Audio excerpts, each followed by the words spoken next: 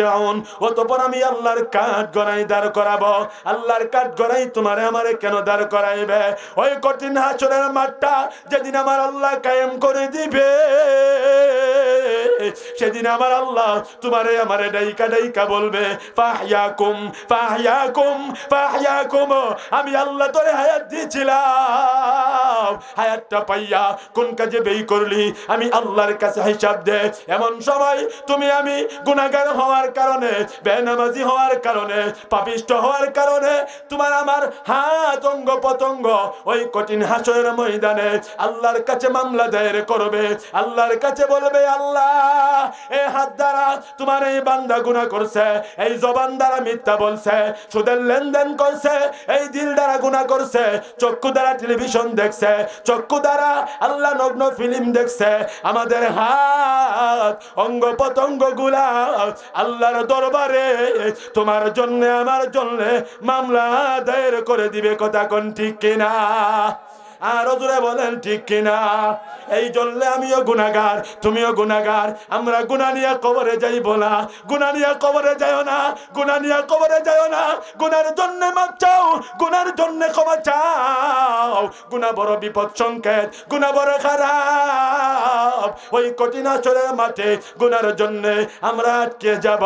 যখন হাতগুলা আল্লাহর কাছে বিচার দিবে, মামলা করবে, ওই সময় আমার আল্লাহ ওই জাহান্নামী ফেরেশতাগুলোকে ডাইকা ডাইকা বলবে আমার এই নাফরমান রে ধর, ধইরা তোমরা জাহান্নামে নিয়ে যাও।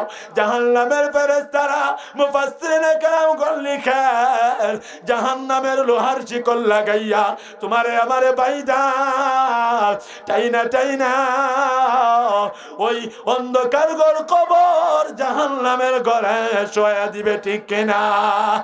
আর জোরে বলেন ঠিক কিনা? ডানে মাটি বামে মাটি নিচে মাটির বিছানা। সবাই পড়েন ডানে মাটি বামে মাটি নিচে মাটির বিছানা। আল্লাহ পাক রব্বুল আলামিন ওই আসমানের মালিক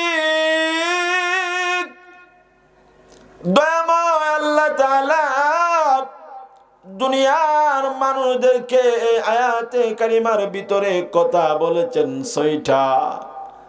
গভীর মনোযোগে কথাগুলা শোনো, আমাদের জিন্দেগির ভিতরে বড় ফায়দা হবে। আল্লাহ 1 নম্বরে কয় কাইফা তাকফুরুনা বিল্লাহ, তোমরা কেমন ভাবে, তোমরা কিভাবে আমি আল্লাহর সাথে নাফরমানি করো। আমি মহান মালিক আল্লাহর এই কথাটা বুঝে আসে না? কন্যা সুবহানাল্লাহ। আসমানের মালিক দয়াময় আল্লাহ বলেন তোমরা যে নাফরমানি করো, তোমরা যে গুনাহ করো, তোমরা যে পাপ করো, আমি আল্লাহর এই বিষয়টা বুঝে আসে না। আল্লাহ 2 নম্বরে কয় ওয়া কুনতুম আমওয়াতা, এক সময় তোমরা ছিলা মরা, তোমাদের কোনো অস্তিত্ব এই দুনিয়াতে ছিল না। ঠিক কিনা? আমরা কি ছিলাম? মরা ছিলাম, মরা। এরপরে আমার আল্লাহ ডাক দিয়া কয় ফাহইয়াকুম, আমি আল্লাহ মৃত থেকে তোমাদেরকে হায়াত দিলাম। তার মানে আমি আল্লাহ তোমাদেরকে জীবন দান করলাম। জীবন, আমাদের এই জীবনের মালিককে সবাই জোরে বলেন, আরো জোরে বলেন কে? আল্লাহ। আল্লাহ বলেন তোমাদেরকে আমি আল্লাহ জীবন দিলাম। 3 নাম্বার আল্লাহ 4 নম্বরে কয় সুম্মা ইউমিতুকুম, আমি আল্লাহ জীবনের পরে অতঃপর তোমাদেরকে মরণ দিয়েছি। আপনারা সবাই বলেন এই হায়াতের পরে আপনার আমার জন্য মরণ আসেনি? আল্লাহ পাক রব্বুল আলামিন বলেন সুম্মা ইউহয়িকুম, আল্লাহ 5 নম্বরে বলেন অতঃপর আমি আল্লাহ তোমাদেরকে আবার জীবিত করব। আল্লাহ আমাদেরকে দুনিয়া থেকে বিদায় করার পরে আবার আল্লাহ আমাদেরকে জীবিত করবেন, ঠিক কি ঠিক না? আল্লাহ জীবিত আমাদেরকে কেন করবেন? বেদিনরা, বেঈমানরা, ইহুদিরা, খ্রিস্টানরা ওই দুনিয়ার নাফরমান গুলা মনে মনে চিন্তা করে এই দুনিয়া থেকে বিদায় হয়ে গেলে এই দুনিয়াতে শেষ, আমাদেরকে মাটির তলে চাপা দিয়া দিবে, আর কোনো কিছু হবে না। যারা বেঈমান কাফের তাদের বিশ্বাসটা এরকম। আল্লাহ কয় সুম্মা ইলাইহি তুরজাউন, আল্লাহ বলেন অতঃপর আমি আল্লাহ তোমাদেরকে আমার কাঠ গড়াই দাঁড় করাবো। আল্লাহ বলেন জীবিত কইরা আমি আল্লাহর কাঠ গড়াই তোমাদেরকে দাঁড় করায়া দেব। আল্লাহর রাসূল হাদিসের ভাষায় বলেন আল কবরু রাউযাতুম মির রিয়াজিল জান্নাহ, কিছু কিছু মানুষের জন্য কবরটা জান্নাতের বাগান। আর আও হুফরাতুম মিন হুফারিন নার, কিছু কিছু মানুষের জন্য মাটির ঘর কবরটা জাহান্নামের গর্ত। কথা কোন ঠিক কিনা? এই জায়গাতে বসে তুমি বুঝিয়া যাও কার জন্য কবর জান্নাতের বাগান, কার জন্য কবরটা জাহান্নামের গর্ত। এ আমার বাবা ভাই, তুমি আমি দুনিয়া থেকে বিদায় হয়ে যাব। বিদায় হওয়ার পরে তোমার আমার কবর কি জান্নাতের বাগান হবে নাকি জাহান্নামের গর্ত হবে? আমার নবী বলে যে এরা উম্মতের দল, এই দুনিয়া থেকে মানুষ বিদায় হওয়ার পর মানুষের জন্য রাস্তা দুইটা থাকবে, কেউ কেউ জান্নাতে যাবে, আবার কেউ কেউ জাহান্নামে যাবে। কোন ঠিক কি ঠিক না? কোন কোন মানুষগুলা জাহান্নামে যাবে আর কোন কোন মানুষগুলা জান্নাতে যাবে, এই কথাটা পর্যন্ত আপনাদেরকে বলবো। আল্লাহ তৌফিক দান করেন, কোন আমিন। আর ওরা বলেন আমিন। আলোচনা শোনার আগে আপনাদেরকে একটা আমল করতে হইব, সবাই করবেন ইনশাআল্লাহ। আজকের এই মাহফিলে আমরা মুসাফির। আল্লাহ তিন ব্যক্তির দোয়া আল্লাহ ফিরাইয়া দেন না। কই ব্যক্তির দোয়া? তিন ব্যক্তি। প্রথম ব্যক্তি হইলেন মাজলুম, যেই ব্যক্তি, কিছু মানুষ গরিব অসহায় আছে না, টাকাওয়ালা পয়সাওয়ালা, তাদের উপর জুলুম করে। মাজলুম ব্যক্তি যখন আল্লাহর কাছে হাত ওঠায়, মধ্যস্থলে কোনো পর্দা থাকে না, ডাইরেক্ট আল্লাহর আরশ পর্যন্ত চলে যায়। দুই নম্বর হইল দাওয়াতুল মুসাফির, যারা মুসাফির আল্লাহ তাদের দোয়া কবুল করেন। তিন নম্বর হইল মা বাবা, আব্বা আম্মার দোয়া আল্লাহ ফিরাইয়া দেন না। এই জন্যে আমি মুসাফির মানুষ, আপনারা একটা আমল করলে আজকের এই মাহফিলে আশা করি আল্লাহ আমাদের জিন্দিগির গুনাহগুলি মাফ করে দেবে ইনশাআল্লাহ। আমলটা হইল, অনেকের মনের ভিতরে কুসুর মুসুর শুরু হয়ে গেছে। শীতের মধ্যে রাত্র জানে কটা বাজায়। আপনাদের গ্রামে টিউবওয়েল আছে না? টিউবওয়েলের মধ্যে চাপ দিলে পানি পড়ে, কিতা পড়ে? আরো জোরে কম। আমরা এলাকার টিকা দেখবে, আমার কথা বুঝেননি আপনারা? এই টিউবওয়েলের মুখটা দিয়া পানি পড়লে কলসিটা টিউবওয়েলের বরাবর ধরে, ঠিক কি ঠিক না? ডান্ডের দুইটা চাপ দিলে পানিটা যদি টিউবওয়েলের মুখ দিয়া পড়ে, কলসিটা বরাবর থাকলে পানিগুলা কলসির ভিতরে যায়। আর যদি বাইরে থাকে, পানি কই পড়ে? ভিতরে না বাইরে? বাইরে। এখন আমরা যারা এই জায়গাতে বসা আছি, মনোযোগ যদি বাড়ির দিকে থাকে, মনোযোগ যদি বিড়ি খাইবার লেগে থাকে, মনোযোগটা যদি শীতের লেগে থাকে, মনোযোগটা যদি কোন সময় গিয়া ঘুমামো এরকম একটা মনোভাব থাকে, তাহলে আপনি আলোচনা শুনলে আপনার বিন্দু পরিমাণ কাজে আসবে না। কারণ যেই হুজুর যেই কথা বলতেছেন, হুজুরের জবান দিয়ে আল্লাহ বাহির করতেছেন, হুজুর বলতেছেন, আপনি মনোযোগ সহকারে শুনলে আল্লাহ কুদরতি ফেরেশতাকে মাধ্যম বানাইয়া আপনার দিল পর্যন্ত কথাগুলা পৌঁছায় দিবে। কন্যা সুবহানাল্লাহ। আর জোরে বলেন না সুবহানাল্লাহ।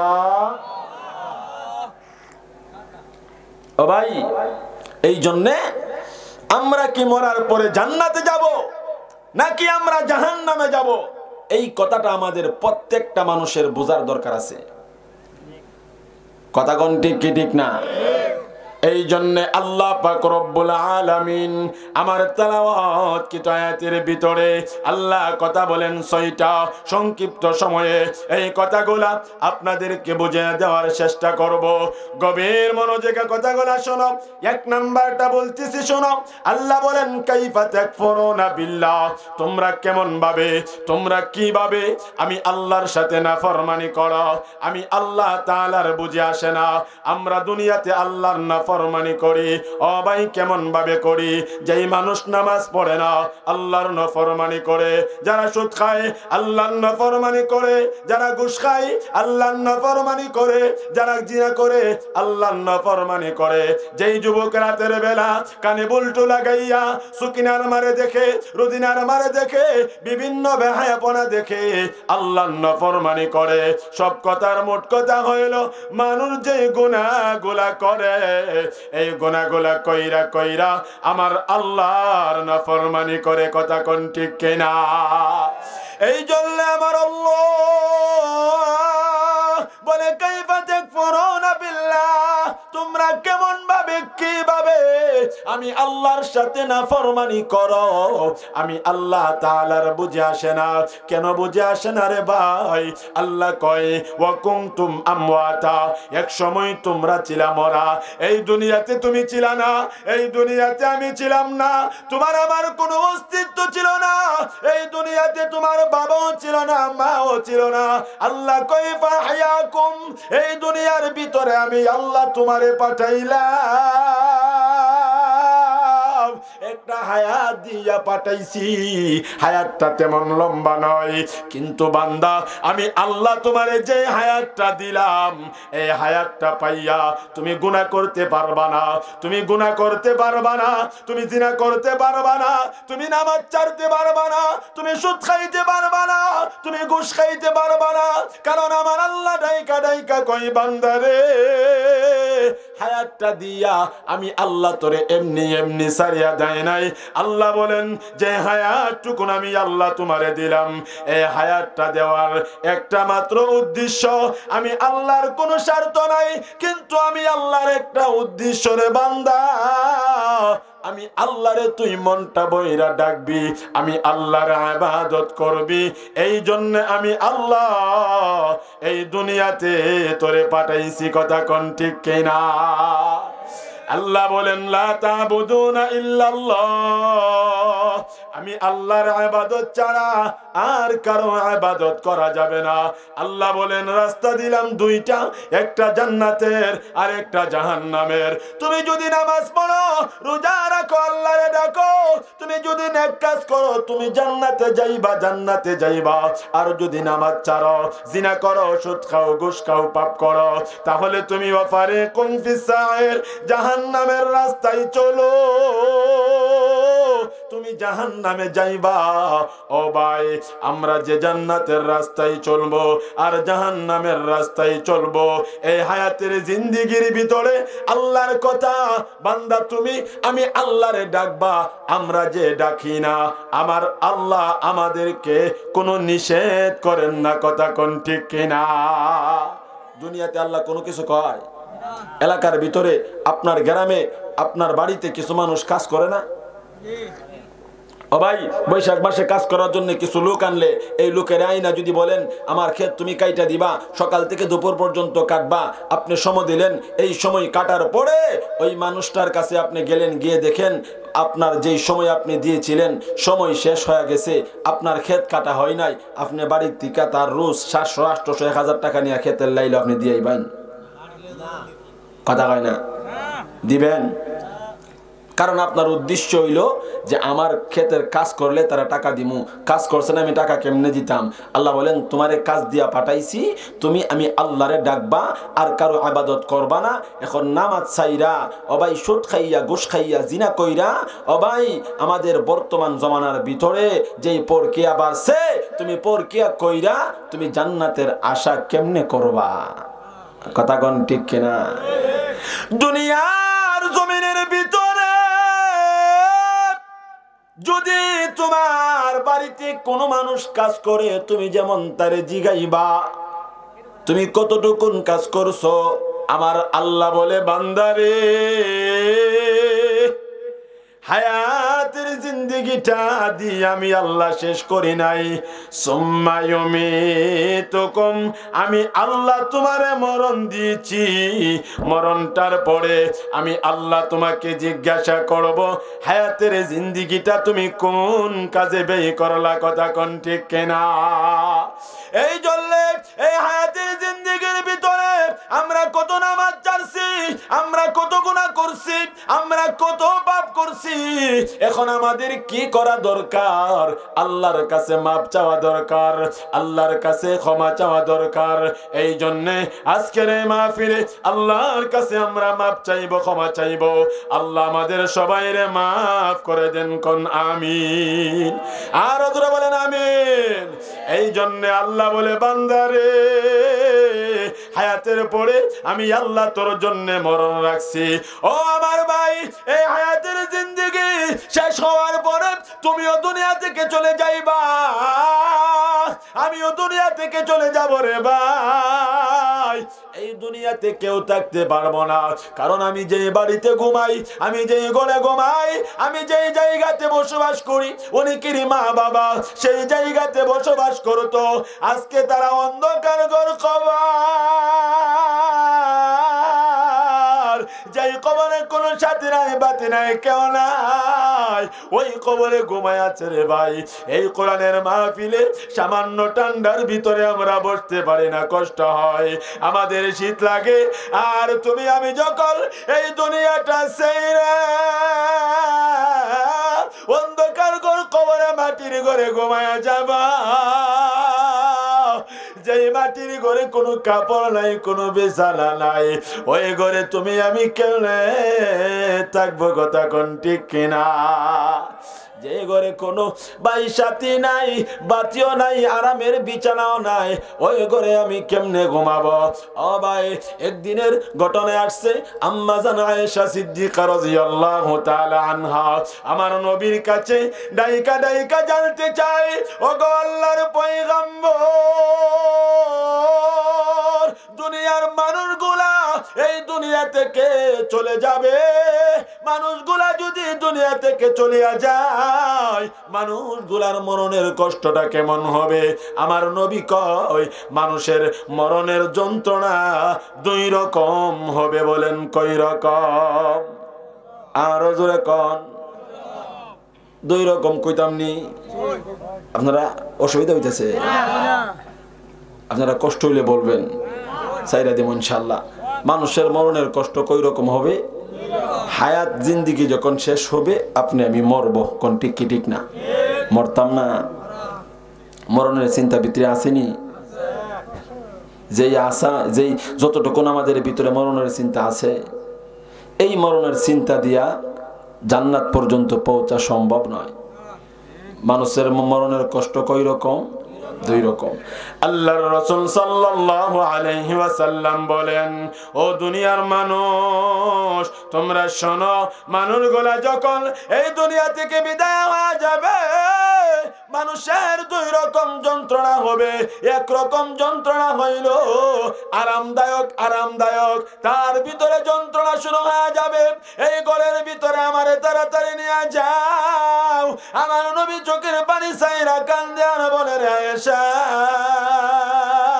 মানুষগুলা যদি নেককার হয়, মানুষগুলা যদি এই দুনিয়াতে আল্লাহরে ডাকে, নামাজ পড়ে, হারাম থেকে বাইচা থাকে, ওই মানুষগুলা যখন তাদের মরণের সময়টা হবে, ওই মালাকুল মউত আজরাইল তাদের সামনে জান্নাতের ফটো ধরে দিবে। তারা জান্নাতের ফটো দেখা পাগল হইয়া বলবে, আমারে তাড়াতাড়ি ওই ঘরে নিয়ে চলো। আর যখন মানুষগুলা গুনাহগার নাফরমান বেঈমান হবে, আল্লাহর গোলামি করবে না, আল্লাহরে ডাকবে না, ওই মানুষগুলা যখন দুনিয়া থেকে বিদায় হবে, মানুষের বড় কষ্ট হবে।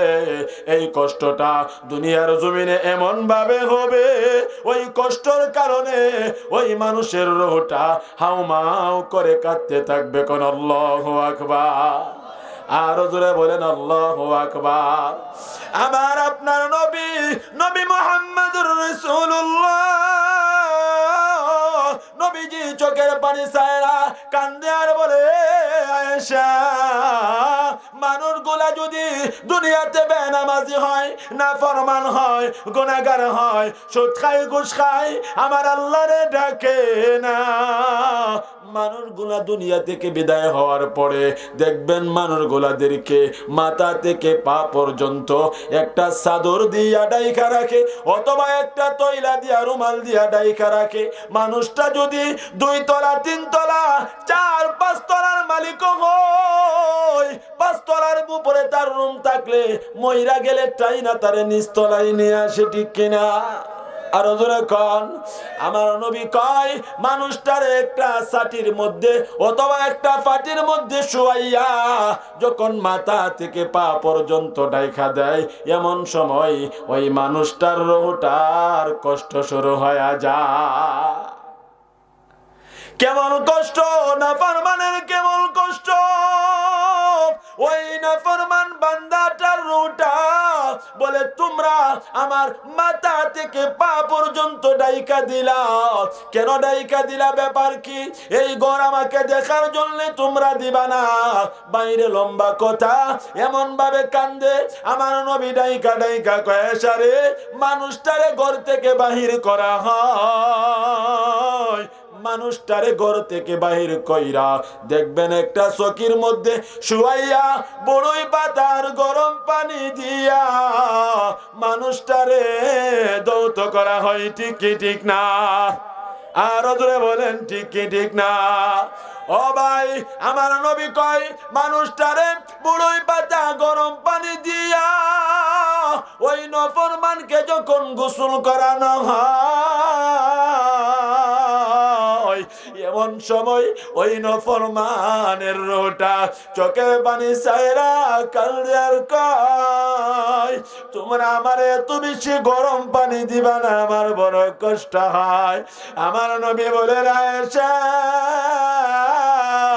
কেন তার রোটা কান্দে তুমি জানো দুনিয়ার জমিনে দেখবেন মানুষ গুনার কানের মধ্যে নাকের মধ্যে তুলা লাগাইয়া দৌত করে কোনটি কি ঠিক না নাকে কানে তুলা দিয়া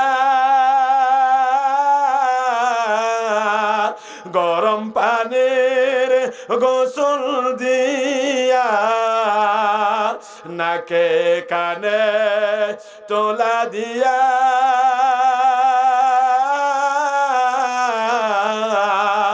গরম পানির গোসল দিয়া জনম চোরে দিবে বিদায় শেরবার লাগিয়া রে ভাই জনমের লাগিয়া ঠিক ঠিক না আরো জোরে বলেন ঠিক কি ঠিক না আমার আপনার নবীজি চোখে পানি ছাইরা বলে মানুষটারে দৌত করার সময় মানুষটার আঙ্গুল গুলা নাড়ায় পায়ের আঙ্গুল গুলা নাড়াইয়া ভিতরে ভিতরে পানি পৌঁছায় আঙ্গুলের কিনারার ময়লা গুলা পরিষ্কার করে পায়ের আঙ্গুলের ভিতরে কিনারার ময়লা গুলা পরিষ্কার করে যখন তারে গরম পানি দিয়া দৌত করে ওই নফরমান বড় বড় চিক্কর দিয়া ভাই বারাদরকে ডাকে আর বলে আমারে তোমরা এত গরম পানি দিও না আমারে তোমরা এত বেশি গরম পানি দিও না কারণ আমি সহ্য করতে পারি না এমন ভাবে কান্দে আমার নবী কয়েন আয়েশা ওই রোটা কেন কান্দে এমন ভাবে জ্বালো ওই রোটা ডাইকা বলে তোমরা জানো না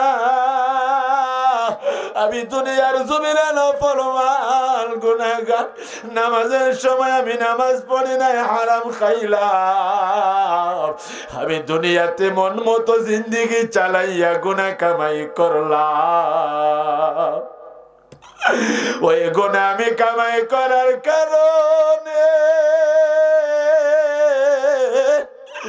মালাকুল মউত আজরাইল যখন আমার জানটা নিয়ে যাবে এমন সবাই আমারে এমন জোরে একটা চাপ মাইরা দিছে আমার এক পাজরের হাড় গুলা অন্য পাজর দিয়া ঢুকাইয়া দিছে তোমরা যখন আমার আঙ্গুলগুলা নাড়াইয়া চাড়াইয়া ভিতরে পানি দাও, আমার বড় কষ্ট হয়, আমি সইতে পারি না, কারণ আমার চাপ দেওয়ার কারণে আমার হাড্ডি গুলা চূর্ণ বিচূর্ণ হয়ে গেছে, আমি সহ্য করতে পারি নাই। তোমরা যখন আমার আঙ্গুল গুলা নাড়াও, ওই মালাকুল মউত আজরাইলের চাপের কারণে আমার আঙ্গুল গুলা চূর্ণ বিচূর্ণ হয়ে গেছে। এই জন্যে তোমরা যখন আমার হাত পায়ের আঙ্গুল গুলা নাড়াচাড়া করো, আমি সহ্য করতে পারি না। ও আমার বেনামাজি ভাই, ও আমার সুদখোরওয়ালা ভাই, ঘুষখোরওয়ালা ভাই, এই দুনিয়াতে আমরা এই সামান্য শীতকে সহ্য করতে পারি না রে। সামান্য মশা কামড় মারলে আমরা দৌড়াইয়া বাজারে গিয়ে কয়লা নি, বিবিকে বলি মশারি টানাও, ও ভাই সহ্য করতে পারি না।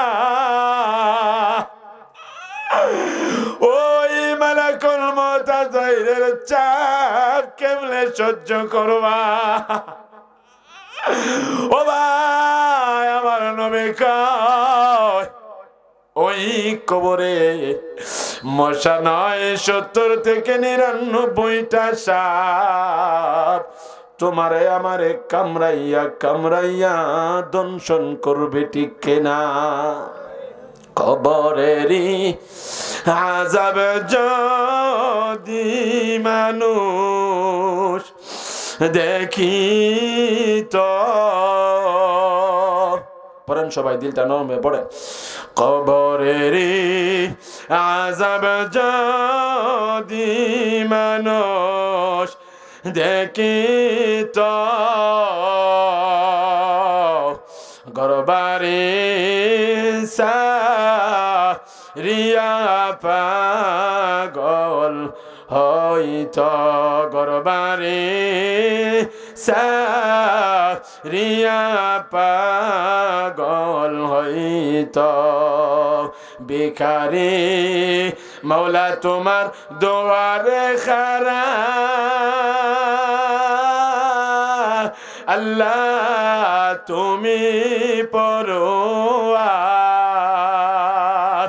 ক্ষমা করে দাও গো আল্লাহ, আমরা গুনাহগার,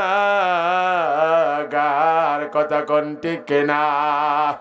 গতি নাই রে, গতি নাই রে বাইরে বাই, গতি নাই রে, গতি নাই রে বাইরে বাই। কবে জানি সাদা কাফন লেগে যাই, কবে জানি সাদা কাফন লেগে যাই, কথা কোন ঠিক কিনা? আরো জোরে বলেন ঠিক কিনা? ও আমার মুরব্বী বাবা, নওজোয়ান ভাই, কবে জানে কার জীবনে সাদা কাফন লাইগা যা। আজকের এই রাত্রেটারে নিয়ামত বানাইয়া জিন্দিগির গুনার জন্য আল্লাহর কাছে মাপ চাওয়ার দরকার আছে কিনা না? আরো জোরে বলেন আছে কিনা না? আমরা কে কে আল্লাহর কাছে মাপ চাইতে প্রস্তুত? দুইটা হাত আল্লাহরে দেখা দেয়। ওগো আমার মাওলা কারীম আল্লাহ, জিন্দিগি বার গুনাহ করে করে জীবন পার করেছি, আর জীবনে গুনাহ করব না, নাফরমানি করব না।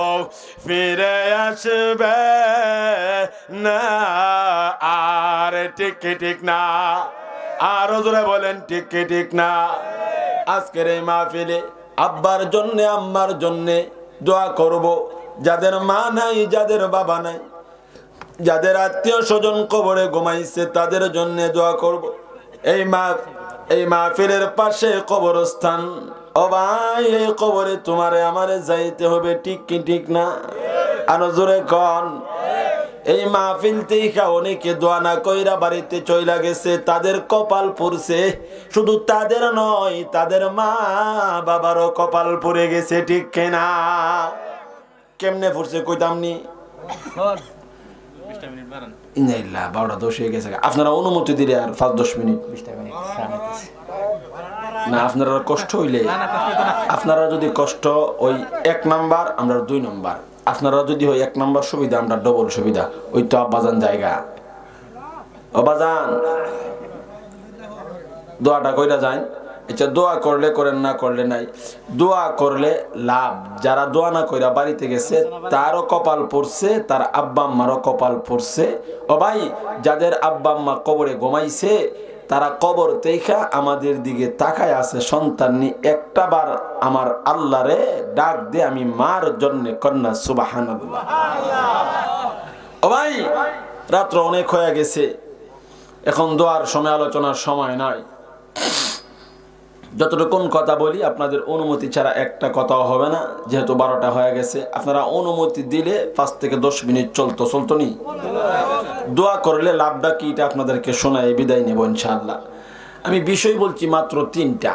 আল্লাহ বলেন কাইফা তাকফুরুনা বিল্লাহ, তোমরা কেমন ভাবে কিভাবে আমি আল্লাহর সাথে নাফরমানি করো। বিস্তারিত আর অনেক আছে, সবগুলা তো বলা সম্ভব নয়, সংক্ষিপ্ত কইরা কইরা বলে দিলাম। এরপরে আল্লাহ বলেন ওয়া কুনতুম আমওয়াতা, এক সময় তোমরা মরা ছিলা। আল্লাহ আমরা মরা ছিলাম, আল্লাহ আমরা কেমনে পাঠাইছে এটারও বিস্তারিত আছে, বলার সময় নাই।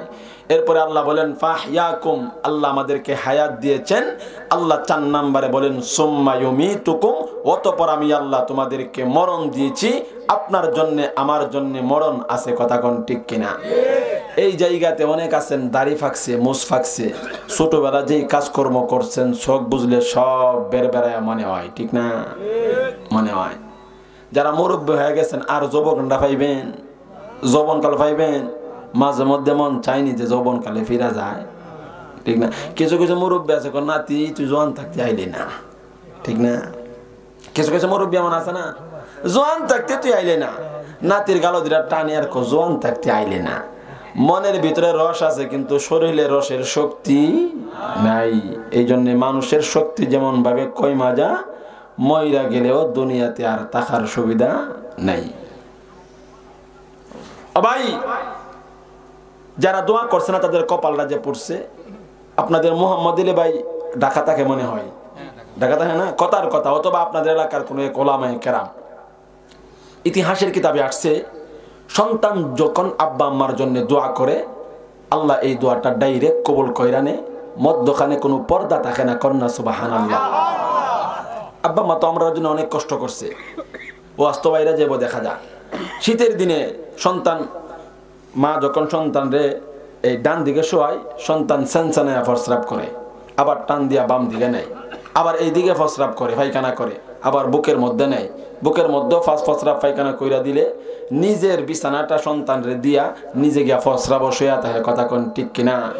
এই জন্য আপনার আমার কর্তব্য আর দায়িত্ব হইল যাদের আব্বা আম্মা অসহায় অবস্থায় ওই বাড়িতে বসা, অথবা যাদের আব্বা আম্মা অন্ধকার ঘর কবরে ঘুমাইছে, আপনার আমার দায়িত্ব হইল কষ্ট হইলেও শীতের ভিতরে একবার আমি ডাক দিলে আল্লাহ যদি আমার মারে বাবারে মাফ কইরা দে, আমি সন্তান হইয়া ডাক না দিতে পারলে আমার মতো কপাল পোড়া আর কেউ হইতে পারে না, কথা কোন ঠিক কিনা? আর কেউ হইতে পারে না। তো তুমি তো আব্বা আম্মার হকটা আদায় করলা না, করছো? করো নাই তো। মনে রাখো, মুরব্বীর একটা কথা বলে, ক্ষেতের চাক্কা খেতেই ভাঙ্গে, ঠিক না? ক্ষেতের চাক্কা বুঝুননি? আমার ক্ষেতের চাক্কা বুঝুননি? ক্ষেতের চাক্কা খেতেই ভাঙ্গে। তুমি যদি তোমার আব্বা আম্মার জন্য দোয়া না করো, তোমার সন্তান তোমার নামই মনে রাখতো না। আম গাছের মধ্যে কাঁঠাল ধরে না, ধান গাছের মধ্যে গম হয় না, লিচু গাছের মধ্যে পেঁপে পাওয়া যায় না, পাওয়া যায়? যেমন কর্ম তেমন ফল। যেই কথাটা বলতে চাই, এক আল্লাহর ওলি মাদ্রাসার শিক্ষক ছিলেন।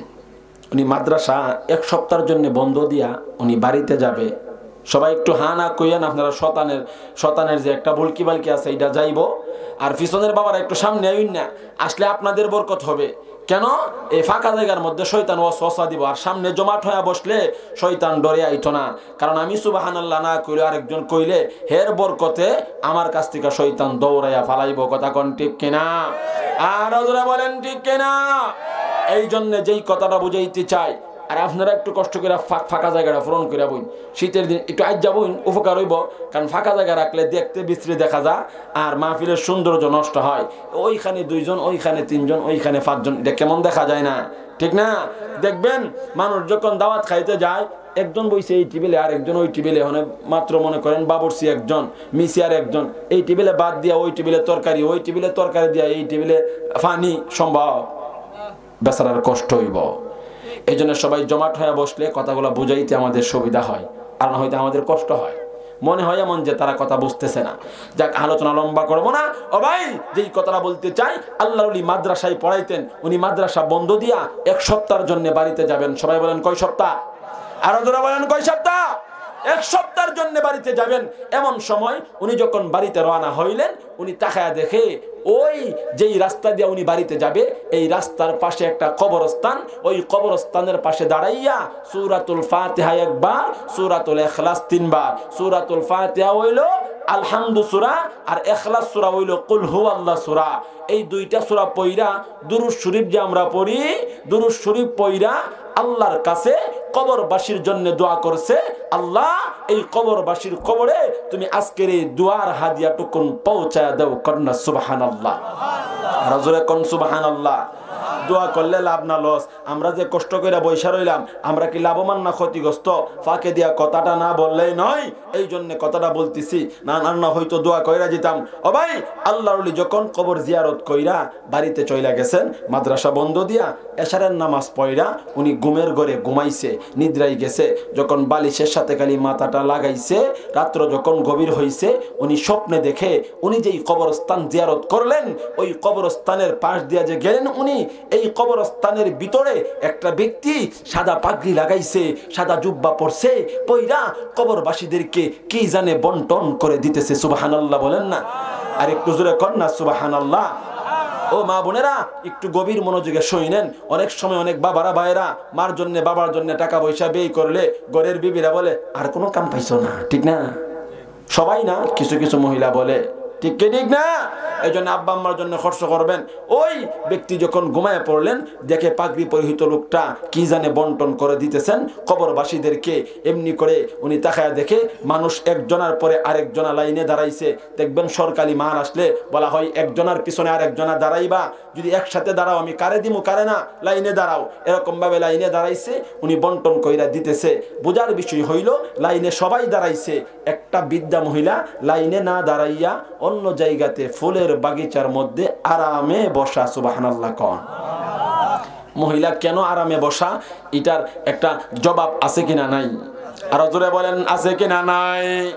গভীর মনোযোগে দিলটা লাগায়া শোনো। এবার অন্তরের দিলটা নরম করো। আমিও কবরে যাব, তুমিও কবরে যাইবা। আরে কবর কত কঠিন ঘর। আল্লাহর ওলি যখন ঘুমের ঘরে ঘুমায়া পড়লেন, তাকায় দেখি ওই পাগড়ি পরিহিত লোকটা পাগড়ি লাগাইয়া জুব্বা লাগাইয়া কবরবাসীদেরকে কি জানে বন্টন করে দেয়।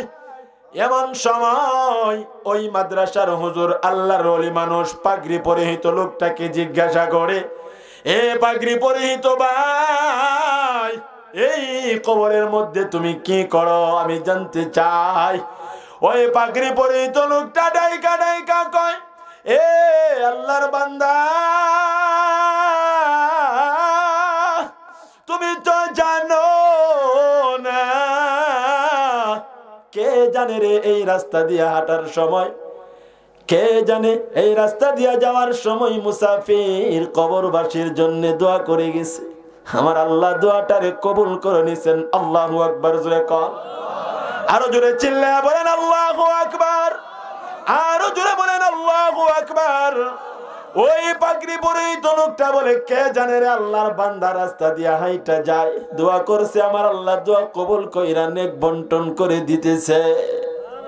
আরো জোরে কর না। ও আমার বাবা ভাই, দিলের কানটা লাগা শোনো, বসাটা তোমার আমার জন্য কত বড় লাভবান। আল্লাহর ওলি দেখা দেখে ওই পাগড়ি পরিহিত লোকটা নেক বন্টন করতেছে, একজনের পরে আর একজনা লাইনে দাঁড়ায় গেল। একটা বৃদ্ধা মহিলা লাইনে না দাঁড়াইয়া আরামের বিছানায় ফুলের বাগানে বসা। আল্লাহর ওলি ওই মাকে ডাইকা ডাইকা বলে, রে বৃদ্ধা মা, তুমি কেন এই আরামের বিছানায় বসে আছো? সবাই যে লাইনে দাঁড়ায় গেল, তুমি কেন এই লাইনে দাঁড়াইলা না? কারণটা কি? এমনি করে ওই মহিলাটা চোখের পানি ছাইরা কান্দে আর বলে, হুজুর গো, আপনি যেই দোয়া করেছেন আমার নেকের প্রয়োজন নাই, এই দোয়ার নেক আমার লাগবে না। আল্লাহর ওলি বলেন, কেন? ওই মহিলা বলে, দুনিয়াতে আমার সন্তান রাত্রে গভীরে কোরআনের মাহফিলে বৈশা বৈশা আমার জন্য দোয়া করে, ফজরের সময় আরামের ঘুমটা হারাম কইরা আমার সন্তান আমার জন্য দোয়া করে, আমার সন্তান আমার জন্য আল্লাহর রাস্তায় সদকা করে, কোরআন পয়রা পয়রা আমার জন্য দোয়া করে। আমার সন্তান দুনিয়াতে কোরআনের হাফেজ, আমার সন্তান দুনিয়াতে কোরআনের আলেম, আমার সন্তান দুনিয়ার বড় ঈমানওয়ালা আল্লাহওয়ালা। আমার সন্তানের দোয়ার বরকতে আমার আল্লাহ আমার কবরটারে ফুলের বাগান বানায়া দিছে। সুবহানাল্লাহ, জোরে কন্যা সুবহানাল্লাহ। এই জন্য সবাই বলেন, আব্বা আম্মার জন্য দোয়া করার দরকার আছে কিনা নাই? আরো জোরে বলেন, আছে কিনা নাই? ও ভাই, লম্বা কথা, আল্লাহর ওলির ঘুমটা ভাঙ্গিয়া গেল। এক সপ্তাহ ছুটি মাদ্রাসায় কাটাইয়া, বাড়িতে কাটাইয়া মাদ্রাসার দিকে রওনা। আবার সেম ভাবে কবর জিয়ারত করলেন। আল্লাহর ওলি কইরা মাদ্রাসায় গিয়া ঘুমায়। আল্লাহর ওলি তাকায়া দেখে আবার সেম পূর্বের মতো ঘটনা ঘটতেছে। কিন্তু বোঝার বিষয় হইল, অনেক লম্বা কথা, সব কথা বলা যাবে না, সময় নাই। বোঝার বিষয় হইল রে ভাই, ও ভাই, দিলের কানটা লাগায়া শোনো রে ভাই, বোঝার বিষয় হইল, লাইনে সবাই দাঁড়াইল। যেই মহিলাটা আরামের বিছানায় ছিল, তার সন্তান তার জন্য দোয়া করতো আর নেক কবরে পৌঁছিয়া যাইত। এই মহিলাটারে আল্লাহর ওলি আর ফুলের বাগানে দেখেন এখন। আল্লাহু আকবার। আল্লাহর ওলি তাকে দেখে ওই বৃদ্ধা মা এখন তো ওই ফুলের বাগানে নাই, মারে দেখা যায় না। ব্যাপারটা কি? মনের ভিতরে বড় টেনশন শুরু হয়ে গেল। উনি তাকায়া দেখে যেই লাইনে মানুষগুলা নেক নেওয়ার জন্য দাঁড়াইলো, ওই বৃদ্ধা মহিলা সেই লাইনে দাঁড়ায়া গেছে। ও ভাই, এমনি করে আল্লাহর ওলি ওই বৃদ্ধা মহিলাকে বলে, মা গো, মা, তোমার তো নেকের কোনো প্রয়োজন নাই, তুমি কেন নেক নেওয়ার জন্য আসলা? এমনি করে মহিলাটা চোখের পানি ছেড়ে দিয়া কাঁদতে লাগলো। ওই মহিলা চোখের পানি ছাইরা কান্দে রে ভাই, না জানি কার মা বাবা কবরে কান্দে।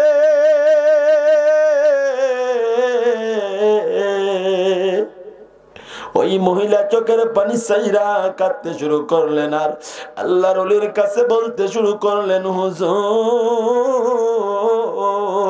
আমার যেই সন্তানটা আমার জন্য দোয়া করতো, আমার জন্য সদকা করতো, কোরআনের মাহফিলে ঠান্ডায় বৈশা বৈশা ওলামায়ে কেরাম মুসাফির আল্লাহর ওলিদের সাথে দোয়া করতো, আর এই নেক আমার কবরে আসতো, আমার এই সন্তান আর দুনিয়ায় নাই, আমার এই সন্তান দুনিয়া থেকে বিদায় হয়ে গেছে, আমার এই সন্তান আমার জন্য আর দোয়া করতে পারে না, আমার নেকের দরজাটা বন্ধ হয়ে গেছে, এই জন্য আমার নেকের অভাব। এই জন্য আজকে আপনার দুয়ার বরকত নেওয়ার জন্য আমি লাইনে দাঁড়ায় গেছি, কোন আল্লাহু আকবার। এই জন্য না জানি রে কার মা নাই, ও ভাই না জানি রে কার বাবা নাই, মা বাবা অন্ধকার ঘর কবরে শুইয়া শুইয়া তোমারে আমারে ডাকে আর বলে সন্তান আজকের মাহফিলে যাইয়া আমার জন্য দোয়া করো না। ও আমার বাবা ভাই, নাম তোমার আমার মার কবরে যদি আগুন জ্বলে আর তুমি আমি সন্তান হইয়া যদি আল্লাহর কাছে একবার ডাইকা ডাইকা বলি আল্লাহ তুমি মাফ করে দাও। ইমাম গাজ্জালী রাহমাতুল্লাহি আলাইহি বলেন, কোন সন্তান যখন মা বাবার জন্য দুইটা হাত উঠাইয়া দোয়া করে, মা বাবার কবরের পাশে দাঁড়াইয়া সন্তান যখন সূরা ফাতিহা ইখলাস তেলাওয়াত কইরা কইরা মা বাবার জন্য দোয়া করে, সন্তানের চোখের পানিটা নাকের ডগায় আসার আগে আগে আমার আল্লাহ ওই সন্তানের মা বাবারে মাফ করে দেখুন, আল্লাহু আকবার। ও ভাই একটু মা বাবার জন্য দিলটা কি কাঁদে না? ও ভাই একটু মা বাবার জন্য মনটা কি কাঁদে না? যে কবরে মা বাবা ঘুমাইলো তোমারে আমারে ঘুমাইতে হবে। এই জন্য কবি বলে যায়, আজরাইল পাচনে খারা বাইরে লোকায়া কবে জানি লেগো কারে দরিয়া। কথা কোন ঠিক কিনা? আমি বলতেছিলাম আল্লাহ কই সুম্মা ইউহয়িকুম, তোমাদেরকে জীবিত করব। আল্লাহ তারপরে বলেন সুম্মা ইলাইহি তুরজাউন, অতঃপর আমি আল্লাহর কাঠ গড়াই দাঁড় করাবো। আল্লাহর কাঠ গড়াই তোমারে আমারে কেন দাঁড় করাইবে? ওই কঠিন হাসরের মাঠটা যেদিন আমার আল্লাহ কায়েম করে দিবে, সেদিন আমার আল্লাহ তোমারে আমারে ডাইকা ডাইকা বলবে ফাহইয়াকুম ফাহইয়াকুম ফাহইয়াকুম। আমি আল্লাহ তোরে হায়াত দিয়েছিলাম, হায়াতটা পাইয়া কোন কাজে ব্যয় করলি আমি আল্লাহর কাছে হিসাব দে। এমন সময় তুমি আমি গুনাহগার হওয়ার কারণে, বেনামাজি হওয়ার কারণে, পাপিষ্ট হওয়ার কারণে তোমার আমার হাত অঙ্গ পতঙ্গ ওই কঠিন হাসরের ময়দানে আল্লাহর কাছে মামলা দায়ের করবে। আল্লাহর কাছে বলবে আল্লাহ এই হাত দ্বারা তোমার এই বান্দা গুনাহ করছে, এই জবান দ্বারা মিথ্যা বলছে, সুদের লেনদেন করছে, এই দিল দ্বারা গুনাহ করছে, চক্ষু দ্বারা টেলিভিশন দেখছে, চক্ষু দ্বারা আল্লাহ নগ্ন ফিল্ম দেখছে। আমাদের হাত অঙ্গ পতঙ্গ গুলা আল্লাহর দরবারে তোমার জন্য আমার জন্য মামলা দায়ের করে দিবে। কথা কোন ঠিক কিনা? আর জোরে বলেন ঠিক কিনা? এই জন্য আমিও গুনাহগার, তুমিও গুনাহগার। আমরা গুনাহ নিয়ে কবরে যাইব না, গুনাহ নিয়ে কবরে যাইও না, গুনাহ নিয়ে কবরে যাইও না। গুনার জন্য মাপ চাও, গুনার জন্য ক্ষমা চাও। গুনাহ বড় বিপদ সংকেত, গুনাহ বড় খারাপ। ওই কঠিন হাসরের মাঠে গুনার জন্য আমরা আটকে যাব। যখন হাতগুলা আল্লাহর কাছে বিচার দিবে, মামলা করবে, ওই সময় আমার আল্লাহ ওই জাহান্নামী ফেরেশতাগুলাকে ডাইকা ডাইকা বলবে আমার এই নাফরমান রে ধইরা তোমরা জাহান্নামে নিয়ে যাও। জাহান্নামের ফেরেশতারা মুফাসসিরিনে কেরামগণ লিখেন জাহান্নামের লোহার শিকল লাগাইয়া তোমারে আমারে বাইদা টাইনা টাইনা ওই অন্ধকার ঘর কবর জাহান্নামের ঘরে শোয়া দিবে। ঠিক কিনা? আর জোরে বলেন ঠিক কিনা? ডানে মাটি বামে মাটি নিচে মাটির বিছানা। সবাই পড়েন ডানে মাটি বামে মাটি নিচে মাটির বিছানা।